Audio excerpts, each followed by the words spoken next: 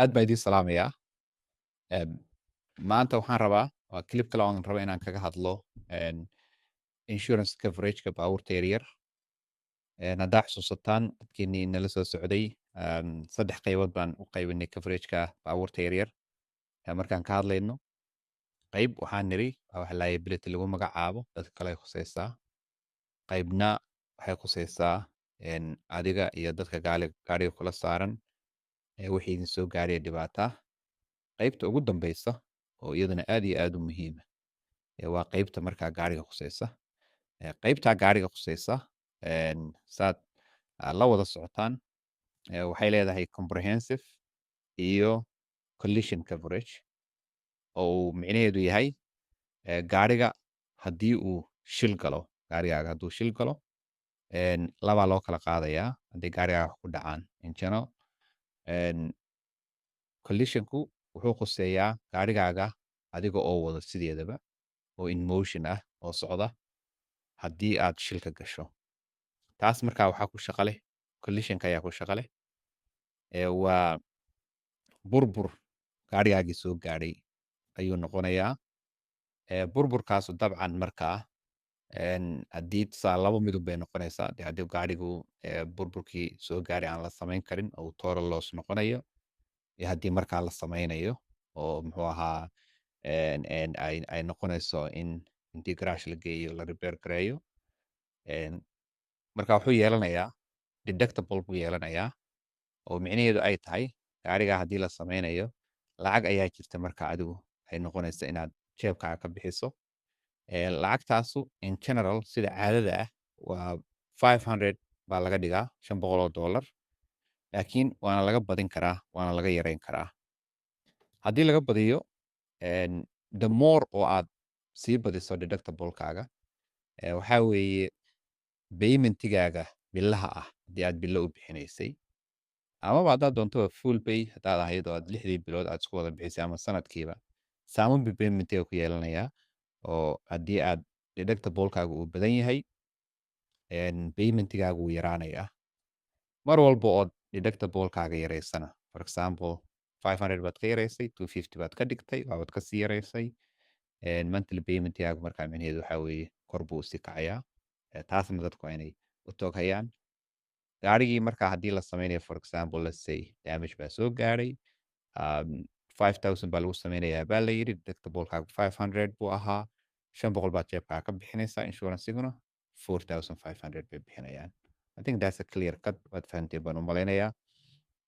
Haddii tusaale ahaan gaarigii intuu total loss noqday, qiimihiisii markii la qiimeeyey lacag lagu soo celinayo, let's say 10,000 baa lagu qiimeeyey, 500 bay insurance-igu la harayaan, intii hadhay bay kuu soo dirayaan oo 9500. Inta halkaasan aan kaga tegayaa. Comprehensive-ku, other than collision baa lagu magacaabaa. Waa waxaanan collision ahayn, maadaama collisionka haddaan ka soo hadalnay. Wuxuu khuseeyaa markaa isagu gaariga iyadoon la wadin wixii ku dhaca. Hal mar bay khusaysaa iyadoo la wado wixii ku dhaca. Waa marka aad duurjoog ku dhacdo, deer aad ku dhacdo, or an animal aad ku dhacdo, markaasun bay khusaysaa. Laakiin inta kale waa iyadoon la wadin. Si kale waxaa la odhan karaa waa wixii gaarigaaga ku dhaca oo runtii awooddaada ka baxsan. Awooddaada ka baxsan. Gaariga markaa waxyaalahaas waxay noqon karaan haddii gaarigu uu gubto, haddii la xado, haddii isagoo meel yaalla ay wax ku duldumaan, haddii gaariga la vandalize gareeyo oo muxuu ahaaye dee waa la xoqxoqay, waxbaa lagu buufbuufiyey, damage weyn baa gaarigii loo geystay, iyo wixii la mid ah ayuu khuseeyaa markaa comprehensive. That's why other than collision ayuu yidhaahdaan. Hail baaba dhici karta tusaale ahaan, marka qaar dee waad aragteenoo dhagxaan baa dhulka cirka ka soo daata, oo roob dhagxaan oo kale, baraf dhagxaana hadduu ku dhaco oo kale waa hail. Marka waxyaalahaasuu khuseeyaa. Marka other than collision baa la yidhaahdaa. Sidaas si lamida markaas sidaan uga soo hadalnay collisionka, deductible buu isaguna leeyahay.